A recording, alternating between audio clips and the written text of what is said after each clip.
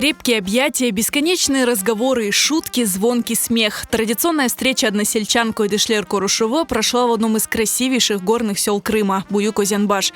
Встречи здесь не проводились уже несколько лет, и озенбашцы успели очень соскучиться.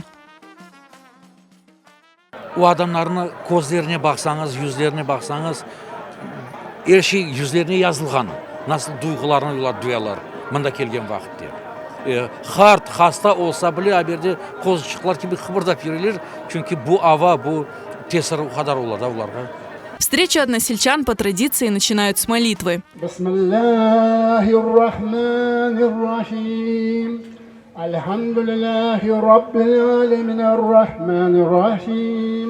К встрече односельчан озенбашцы подготовились основательно, пригласили музыкантов, представили мини-выставку картин известного художника Мамута Чурлу, приготовили угощения для всех гостей. И, конечно, встреча не обошлась без песни «Озенбаш Кызылара».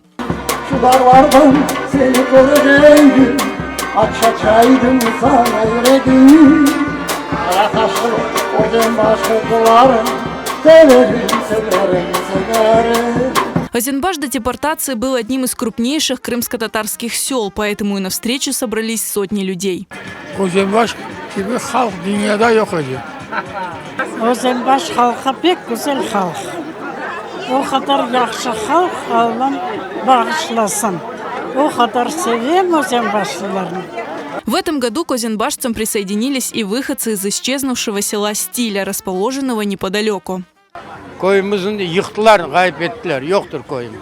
Babam koyumuzda Selsevide Raysul çalışkan Cenk'ten o güne. Cenk vaktinde partizanlarga yardım ettiler lemseler yaktı koylarımızı. У двух сел, Буюк-Озенбаш и Кучук-Озенбаш, расположенных рядом, богатая история. Эти места были заселены еще до нашей эры.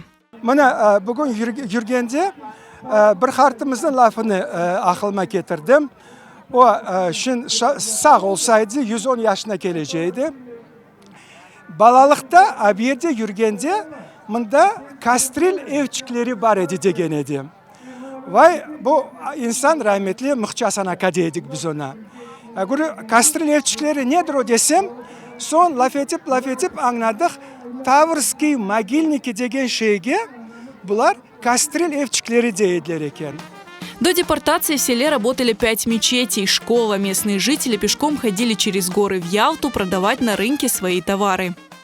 Bunda başka türlü zavod, fabrika olmagan.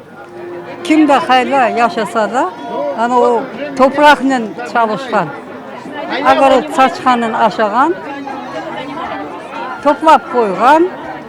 Hani öylelikle halk yaşagan. Ben doğuldum Ozenbaş'ta, Büyük Ozenbaş. 38 senenin balasıyım. Evimiz Ozenbaş'ta.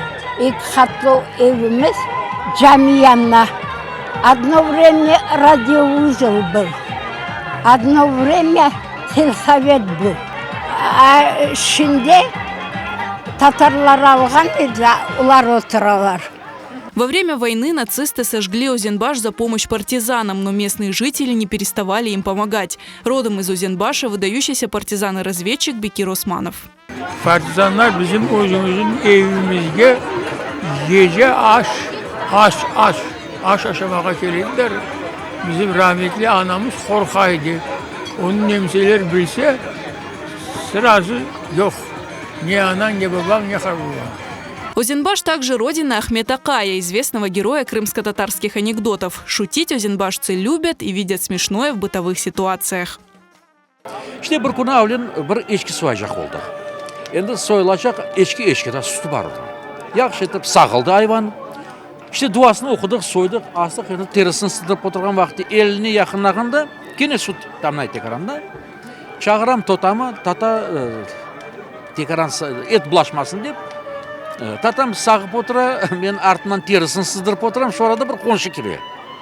Baka kozlerini tomalaklatты avlen, sizler ne yapasızlar da soyaslar mı, sağaslar mı deyip endi kulüştükan avlen. İşte terisini sızdırganımızdan tatam adet gibi bizge kahve pişirip getiriverdi.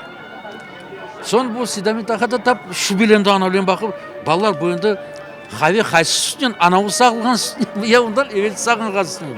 İşte Латифекебек олды çıktı işte. После депортации крымских татар Буюк-Озенбаш переименовали в Счастливое. Кучук-Озенбаш стал многоречьем. В 60-е годы здесь было построено Счастливинское водохранилище, ради которого уничтожили часть села. Сейчас в Буюк-Озенбаше проживают около 50 крымско-татарских семей. В селе работает старинная мечеть.